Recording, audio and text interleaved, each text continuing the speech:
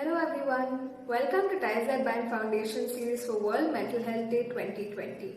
We're a Section 8 company, non-profit organization working closely towards four pillars, namely education, care for the elderly, mental health and ties that unite. This year's theme emphasizes on greater investment and greater accessibility for everyone, everywhere. As our third pillar focuses on mental health, we have subject matter experts speaking on topics related to the pillars of our foundation which resonate with this year's theme. This pandemic has affected every strata of the society in several ways. There is also a significant rise in the number of mental health issues. There is an increased level of demand for mental health resources, but people are unable to access them due to the several constraints imposed on them, which adds to the stress and trauma because securing one's life takes precedence at the moment. Trauma, stress, and resilience play an important role in how an individual deals with unforeseen circumstances. Investing in our psychological health can help us increase our resilience to any circumstance that falls in our way in the future. To speak more about how this impacts us psychologically, we have Mr. Shyam Ravindran, a consultant clinical psychologist, an EMDR and trauma therapist, and a faculty at MCHP, Manipal Academy of Higher Education.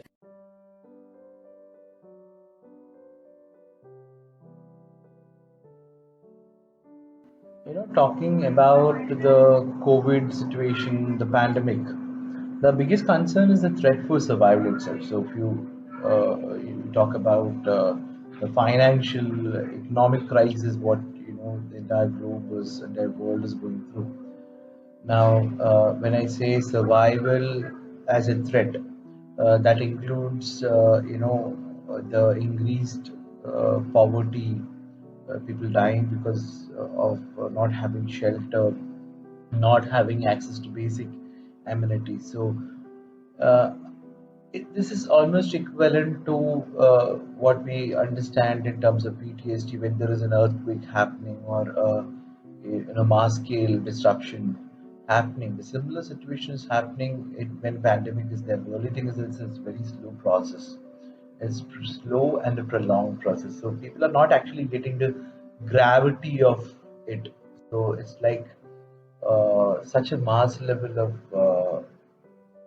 disruption happening in a prolonged period of time is something which we need to see.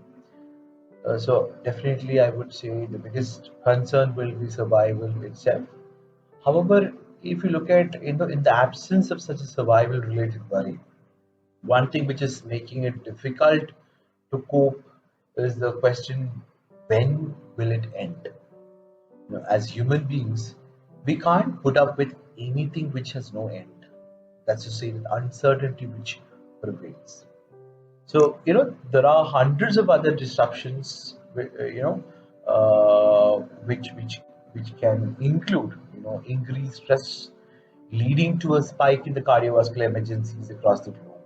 So you can see the number of cardiac arrest or cardiovascular emergencies in terms of heart attack, myocardial infarctions, and all these things have increased if you look at the news recently.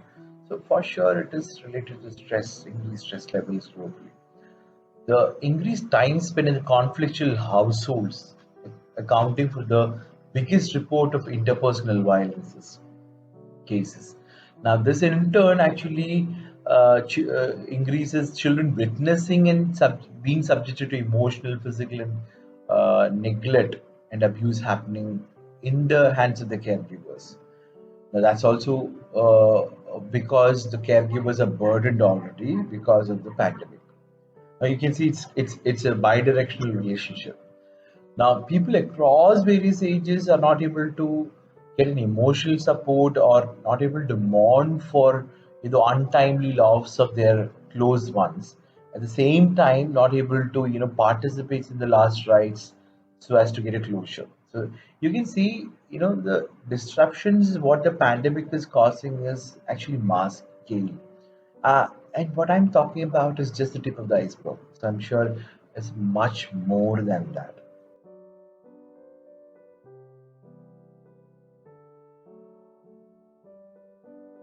Going to this question of how is the pandemic situation affecting the people, with varied backgrounds, with pre-existing mental health condition.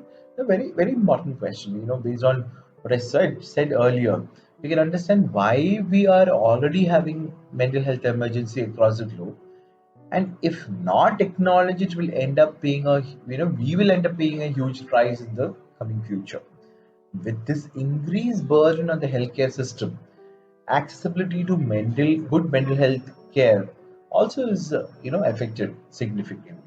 See, even though a lot of mental health professionals have switched to an online mode of therapy for increased accessibility, only a few minorities able to benefit out of this kind of support. A vast majority of the psychiatric patients might benefit from face-to-face sessions. Majority of them may not even have the technological know-how to access it.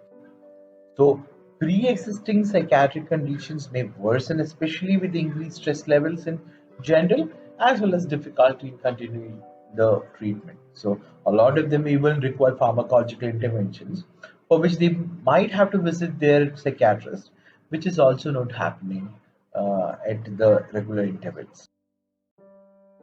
Yes, I think, as I mentioned earlier, again, financial stress itself can cause a lot of distress and account for majority of the completed suicide across the globe, especially during the pandemic situation. So, uh, you know, being in an economically compromised situation and increase uncertainty, what they experience in the future, the chances of somebody who having a mental breakdown or even contemplating suicide or even attempting suicide becomes very high. Now, I'll give an example. Let's look at a daily wage worker who needs to kind of provide for his family. And usually, males being the primary breadwinner in a family, the burden what actually they experience and the sense of worthlessness what they actually can have, they're not able to provide food for the family even for 1 or 2 times or 1 or 2 days is going to be more, which can actually increase the chances of males committing suicide more compared to females. I can see there is a definite gender disparity in the number of attempted and committed, completed suicides, right? So it's basically you can see the lack of resources, as you clearly asked. It's a lack of resources compared to other stratas in society. These individuals get traumatized, uh, you know, uh, always with a higher chance.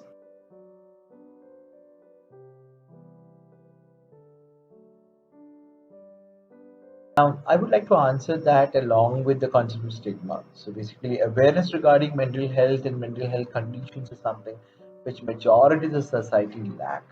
It's very clear from the stigma associated. Basically, you do not want to talk about it itself is the reason why stigma prevails. So, let's just say if people start looking at mental health concerns as something similar to physical illnesses, then people who are affected will not have a hesitation to seek help. Such level of awareness can come in place only if can increase occurrence of such talks and discussion regarding mental health related issues. That's to say, if it should become a common narrative in people day-to-day conversations. Now, how can we reach there? Only by introducing these concepts and educating about the same from the grassroots level. There should be regular conversations about mental health in schools. Teachers should be trained to recognize signs of mental health conditions and activities to enhance mental health. There should be public forums to openly discuss about these issues. Various other organizations other than the educational institutions should hold events to foster the habit openly talking about the issues so as to reduce the stigma associated. In fact, we should have more mental health advocates, right? So definitely what your organization doing now in terms of making awareness videos by mental health experts itself is a contributing factor. But then you should look at the number of people who are able to access these kind of technology, virtual platforms is very less. So it is important that we are able to go down to grassroots level. So that's what I'm talking about. School mental health programs, talking about mental health issues, right from the primary school age, where teachers are sensitized about able to identify these kind of concerns.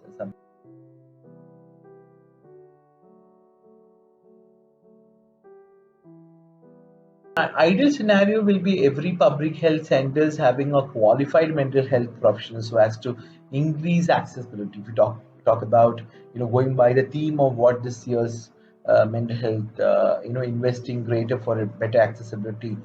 So at a government level, we need to have policies where all PSCs should have qualified mental health professionals in terms of psychiatrists, clinical psychology, psychiatric social work, psychiatric nursing. So all of them should be actually there, right? So that is one way of actually increasing, right? And there is another area which is possibly not completely addressed. That's where when we talk, and I talk about mental health professionals, these are the people who are qualified to treat clinical conditions.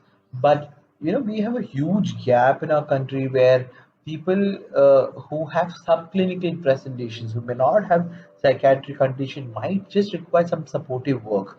For that, we need to actually enhance training for the people who are not actually have license to be dealing with clinical conditions, but should have adequate training to deal with the subclinical presentations also.